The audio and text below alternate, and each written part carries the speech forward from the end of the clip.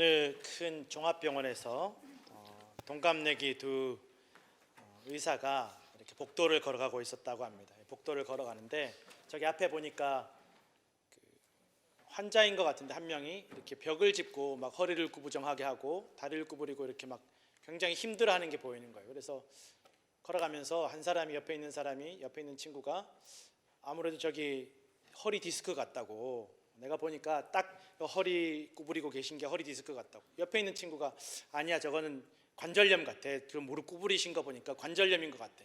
그 가면서 환자를 이제 보러 가다가 멈춰서 갑자기 관절염이냐 디스크냐 막 서로 싸우기 시작하는 거예요. 그래서 막 한참을 싸우다가 빨리 환자 봐야지. 그래서 딱 봤는데 환자가 사라진 거예요.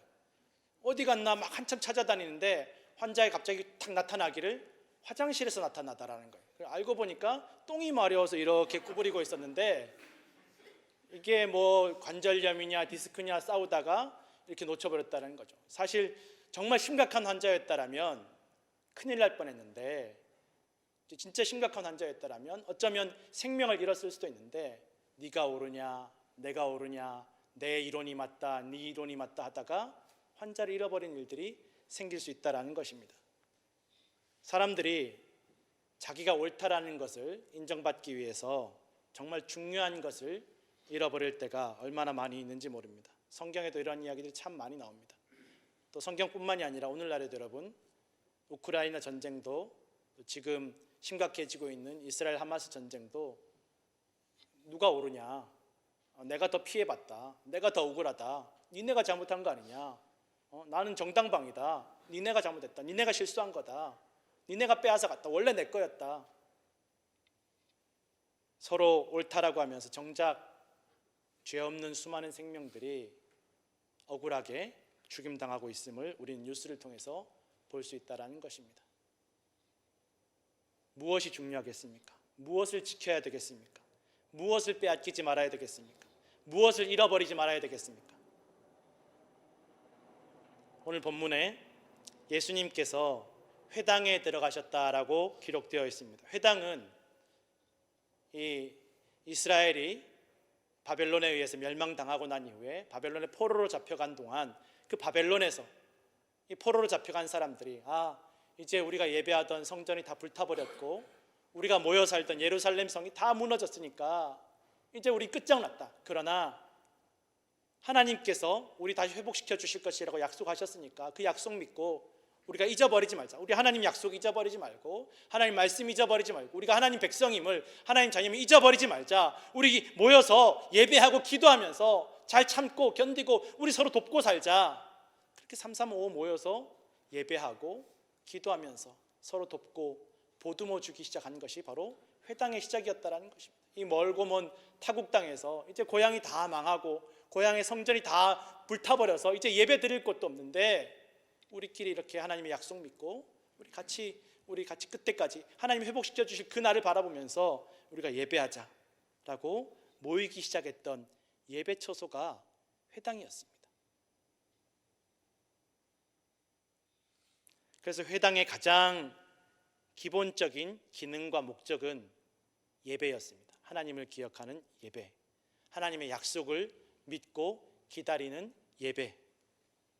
그리고 그 예배의 형식들은 찬양으로 시작하고 기도를 드리고 말씀을 읽고 다시 기도를 하고 말씀을 읽고 자신들의 언어로, 유대인들의 언어로 히브리어로 이 말씀을 읽고 묵상하고 설교를 듣고 예배하면서 자신들이 누구라는 것을 잊지 않기 위해서, 흩어지지 않기 위해서 그렇게 예배를 드렸다라는 것입니다. 오늘날 교회의 모습과 크게 다르지 않습니다.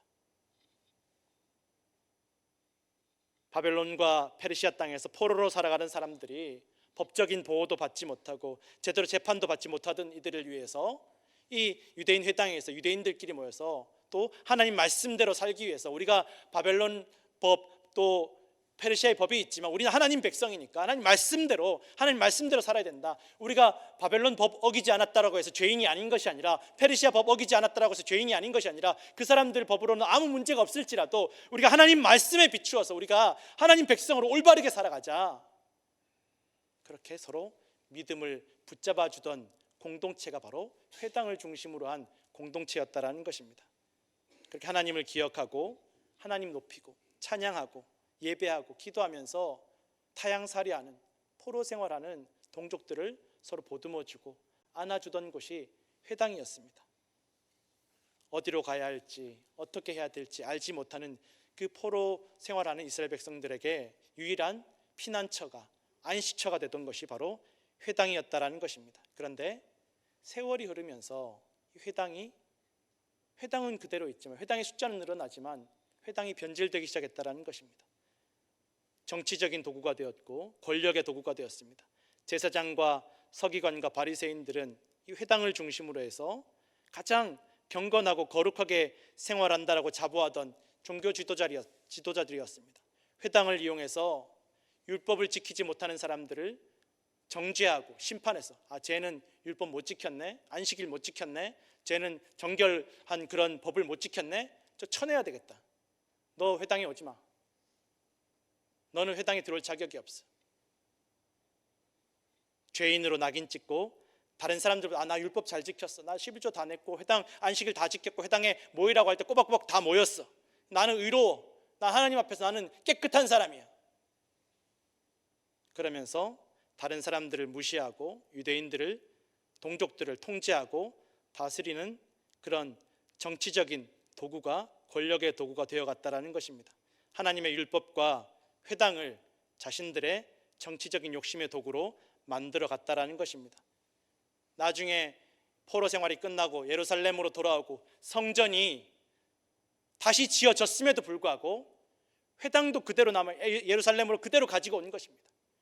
포로 생활하면서 우리가 성전이 없어서 예배드리던 곳인데 이 성전이 다시 생겼고 다시 예루살렘으로 돌아왔음에도 불구하고 예루살렘 성벽이 건축되었음에도 불구하고 회당을 놓지를 못하는 거예요. 이 회당 우리가 어떻게 끌고 온 건데 회당 그대로 가져가야지.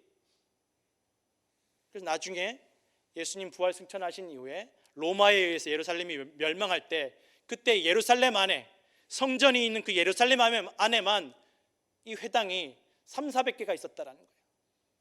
성전이 있는데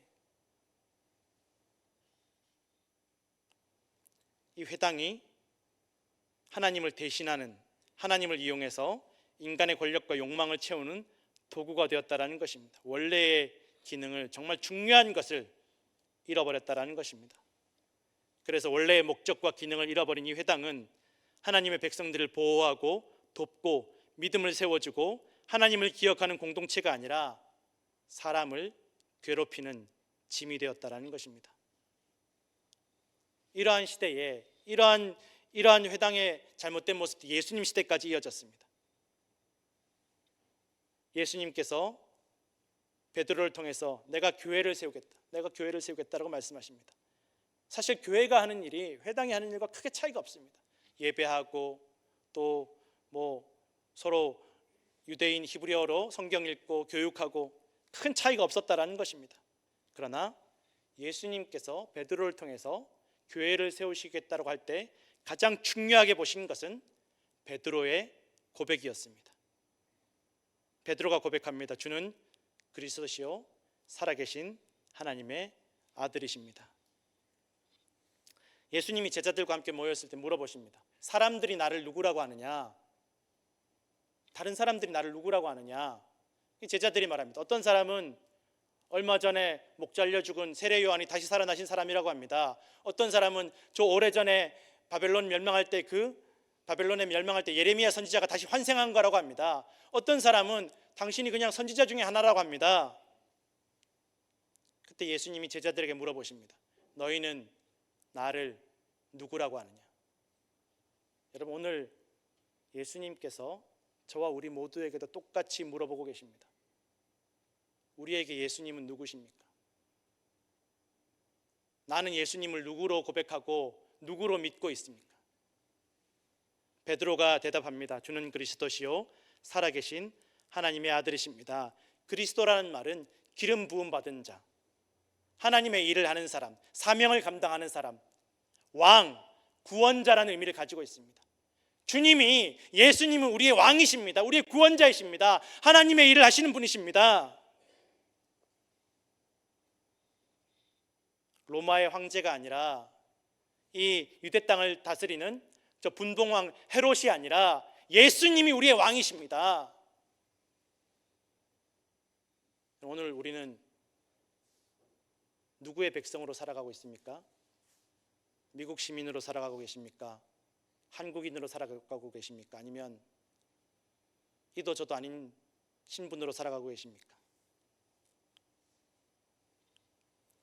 예수님이 우리를 다스리시고 우리는 예수님의 다스리심을 받는 하나님의 백성, 예수님의 백성임을 기억하시기를 부탁드립니다. 이것을 고백하는 것입니다. 살아계신 하나님의 아들이십니다. 하나님께서 옛날에 천지창조할 때나 계셨던 분이 아니라 성경에만 있는 분이 아니라 지금도 살아계시는 그 하나님께서 우리와 함께 하시고 그 하나님의 아들이 바로 예수님이십니다. 창조자이신 하나님의 아들이십니다. 이것을 고백하고 있는 것입니다. 성도 여러분, 이 고백이 교회의 시작이고 교회의 본질입니다. 우리가 교회 예배하면서 여러분 주일날 교회 나오는 것 중요합니다. 봉사하는 것 중요합니다. 예물 드리는 것 중요합니다. 사람들과 친교하는 것 중요합니다. 그러나 제일 먼저 가장 중요한 것은 우리가 예수님을 어떻게 고백하느냐입니다. 나에게 예수님이 어떤 분이신가? 내가 예수님 백성으로, 예수님의 자녀로, 하나님의 자녀로 살아가고 있는가? 내 입술로 고백하고 있는가? 하나님께서 이것을 먼저 보신다라는 것입니다.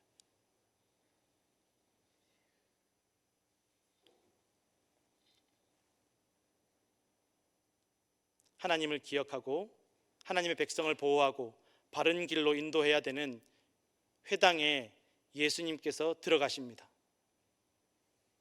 그런데 거기에 예수님을 고발하려고, 예수님을 무너뜨리려고 작심한 사람들이 있었다라고 성경은 기록하고 있습니다.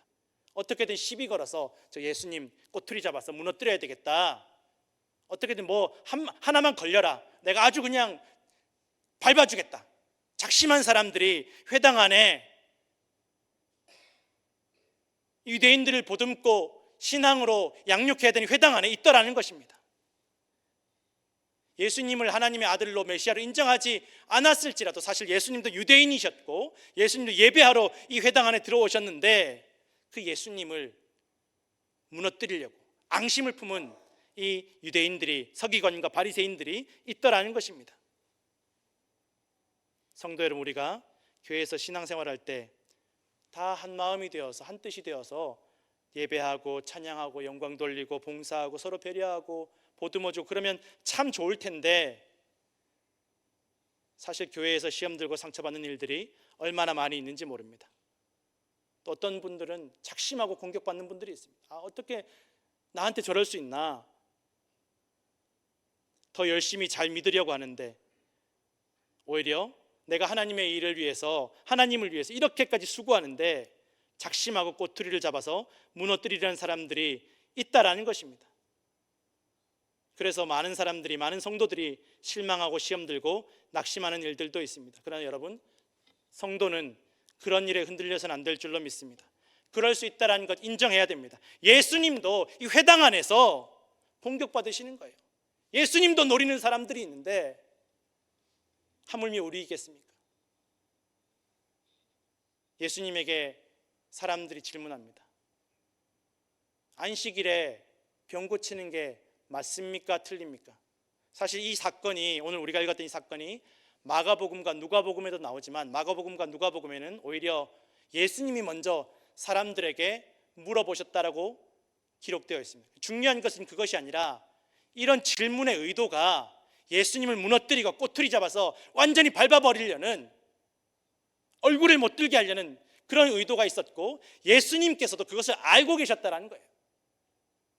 아시면서 저기 회당에 가니까 저 사람들이 나 무너뜨리려는 사람들이 있다. 그리고 이렇게 물어보는 이유는 정말 신앙적으로 영적으로 궁금해서가 아니라, 영적으로 내가 어떤 지혜를 얻으려고 하는 것이 아니라 어떻게든 꼬투리 잡아서 예수님 무너뜨리려고 물어보는 거예요.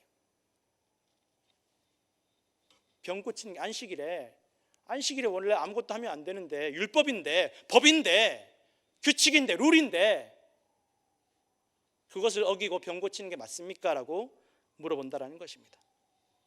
안식일은 이스라엘 백성이 애굽에서 탈출해서 출애굽해서 시내산 아래에 있을 때 하나님께서 모세를 통해서 주신 율법이었습니다. 안식일을 지켜야 되는 것, 법이었습니다. 율법이었습니다. 그래서 출애굽기 20장에서는 안식일에 대해서 말씀하시면서 남자나 아들이나 딸이나 집안을 이끄는 가장이든지 아직 어린 아들이나 인구수에도 들어가지 못하는 딸이나 또 집안에서 일하는 남자 종이나 여자 종이나 심지어 가축이나 잠깐 머물렀다 떠나는 나그네일지라도 이 안식일은 아무것도 하지 말라. 이 안식일을 더럽히면 죽일 것이고 이 안식일에 일을 하면 백성 중에서 끊어질 것이라고 그렇게 이야기하시는 것입니다. 그래서 많은 사람들이 이 안식을 철저하게 수백 년 수천 년을 지켜오고 오늘날에도 철저하게 지킵니다. 그런데 그렇게 세월이 흘러오면서 어떻게 되느냐? 저 사람 안식일 못 지켰네? 저 죽일 놈이야. 저 죄인이야.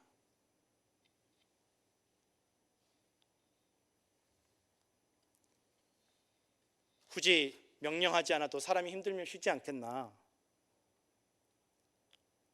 그러나 사실 그렇게 되기가 쉽지 않습니다. 알아서 쉬는 사람도 있을 수 있고 쉴 수 있는 사람도 있지만 알아서 쉬지 못하는, 눈치 보느라 쉬지 못하고 연약한 사람들, 약자들이 있다라는 것입니다.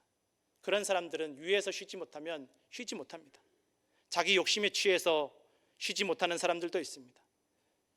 휴식이 필요 없으신 하나님께서 세상을 창조하시면서 기어이 쉬시고 그것을 근거로 내가 쉬었으니까, 내가 이 날을 거룩하게 했으니까 다 쉬어야 된다라고 명령하신 것은 이런 사람들을 사랑하시고 연약한 사람들을 보호하시고 쉬고 싶어도 쉴 수 없는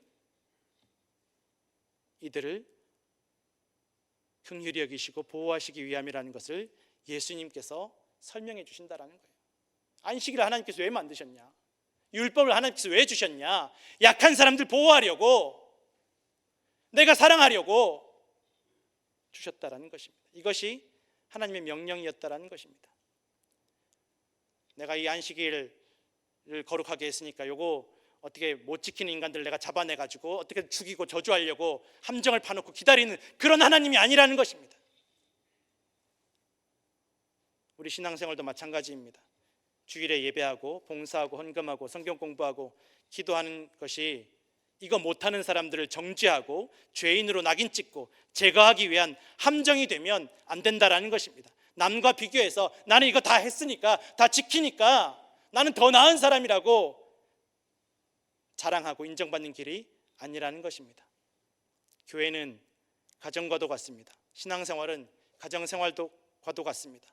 내가 이렇게 했는데 왜 저 남편이라는 사람은, 저 아내라는 사람은 왜 저것밖에 안 해주나? 내가 내 자식들한테 이만큼 베풀어줬는데 왜 쟤네들은 나한테 이 정도의 존경밖에 주지 못하나? 비교하고 정죄하고 죄인으로 보기 시작하면 그 가정은 깨어집니다. 교회도 마찬가지입니다. 정죄하고 비교하기 시작하면, 자랑하기 시작하면 교회는 깨어지고 믿음도 잃어버립니다. 여러분, 무엇을 지켜야 하겠습니까? 무엇을 붙잡아야 하겠습니까? 로마서 13장 8절에서 10절 말씀입니다. 다 같이 함께 읽겠습니다. 피차 사랑의 빛 외에는 아무에게든지 아무 빛도 지지 말라. 남을 사랑하는 자는 율법을 다 이루었느니라.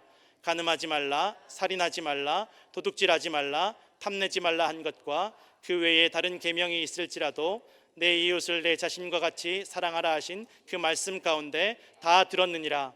사랑은 이웃에게 악을 행하지 아니하나니 그러므로 사랑은 율법의 완성이니라. 아멘. 이것이 율법의 의미라는 것입니다. 가장 율법에 대해서 공부를 많이 하고 가장 정통적인 바리새인의 길을 걸었던 바울이 이렇게 로마서를 썼다라는 것입니다. 율법의 의미가 뭐냐? 안식일을 주신 의미가 뭐냐? 사랑이라는 거예요. 사랑. 불쌍히 여기시는 거예요. 예수님께서 자신을 어떻게든 꼬투리 잡아서 넘어뜨리려는 사람들의 마음을 아십니다. 그리고 안식일에 내가 병든 사람을 고쳐주었을 때 어떻게 내가 공격받을지, 내가 얼마나 사람들에게 손가락질 받을지를 아시면서도 손 마른 사람을 고쳐주십니다. 많은 사람들이 조심스러워합니다. 내가 이거 했을 때, 교회에서 이렇게 했을 때, 저렇게 했을 때 사람들이 욕하지 않을까, 손가락질하지 않을까, 내가 손해보지 않을까.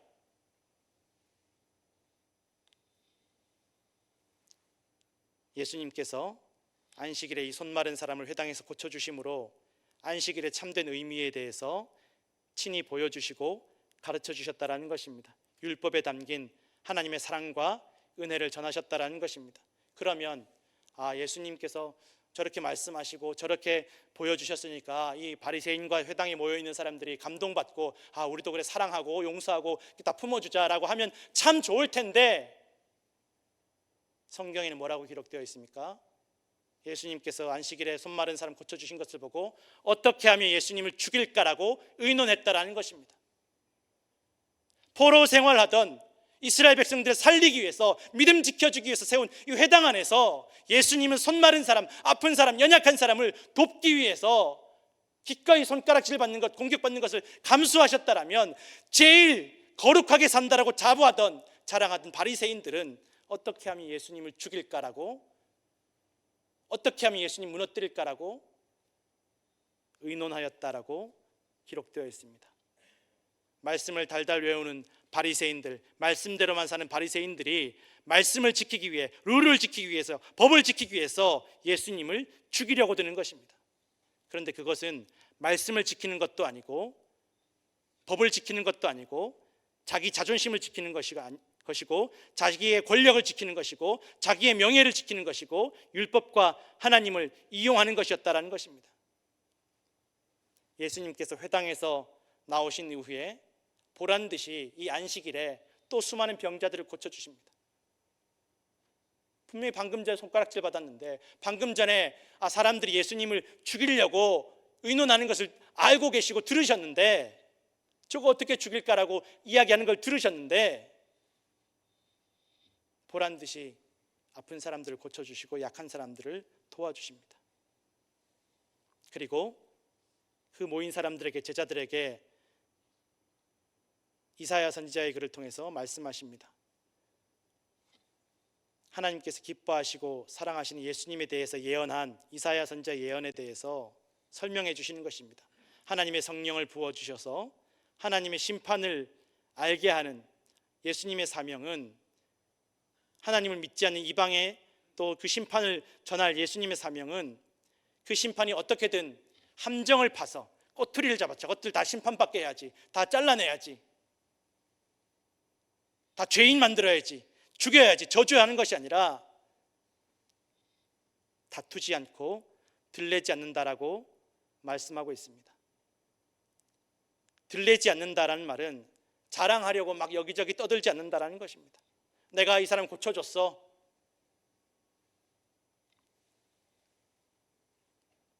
그리고 상한 갈대는 가만두어도 꺾어질 갈대이지만 일부러 꺾지 않는 마음을 가지셨고, 가만두어도 꺼져버릴 등불도 끄지 않으시는 그런 마음으로 심판을 전하신다라는 것입니다. 심판의 날까지 참으시고 기다리시는 하나님의 자비와 인내를 보여주셔서 하나님을 믿지 않는 이방인들에게까지도 예수님을 희망으로 삼게 하시는 그러한 심판을 전하셨다라는 것입니다. 기다려주십니다. 어차피 멸망하고 죽을 인생이지만, 당장 죽고 멸망해야 될 인생이지만 기다려주십니다. 어차피 상에서 꺾여져 버릴 갈대이지만 꺾지 않으십니다. 기다려주십니다. 그래서 율법은 사람들을 정죄하고 책망하고 죄인으로 만들어서 죽이고 저주하려고 주신 것이 아니라 이미 멸망이 작정되어 있는 사람들에게 주시는 기회이고 소망이 되기를 원하셨다라는 것입니다. 에덴 동산에서 불순종으로 인해서 반드시 죽을 수밖에 없는 사형 선고가 내려진 아담과 인류에게 하나님께서 당장 죽이시지 않고 수고하여 자식을 낳고 남편에게 다스림을 받고 아담은 평생 수고하고 땀 흘려야 먹고 살아갈 수 있는 저주를 주셨다라는 것입니다. 그 저주로 인해서 아담과 하와의 사망과 멸망은 미루어지게 됩니다. 저주입니까? 은혜입니까? 에덴 동산에서 내보내시면서 하나님께서 그 저주받은 아담과 하와에게 가죽옷을 지어 입히셨다라고 성경이 기록하고 있습니다. 이것이 저와 우리 모두를 향하신 하나님 아버지의 마음이십니다. 돌보시고 어떻게든 조금이라도 더 살리시기를 원하시고 구원하시기를 원하시고 용서하시기를 원하시는 하나님 아버지의 마음이 드러나 있다라는 것입니다. 어떻게든 사망과 멸망을 뒤로 미루시고 기회를 주시고 소망과 희망을 주시고 싶어 하시고 친히 십자가에서 모든 죄를 짊어지심으로 믿기만 하면 용서받고 구원받고 다시 살고 영원히 살 길을 열어주시고 예비해 두셨다라는 것입니다. 성도 여러분, 우리가 이런 사랑을 받았습니다. 이런 은혜를 받았습니다. 하나님께서 기뻐하시고 사랑하시는 예수님의 사명은 살리고 구원하시고 용서하시는 그런 기회를 얻게 하는 놀라운 은혜임을 여러분 기억하시기를 부탁드립니다. 우리도 이런 예수님의 사명을, 예수님의 사랑을 본받아서 하나님께서 기뻐하시고 사랑하시는 하나님의 자녀, 하나님 백성 되시기를 간절히 축원합니다. 기도하겠습니다.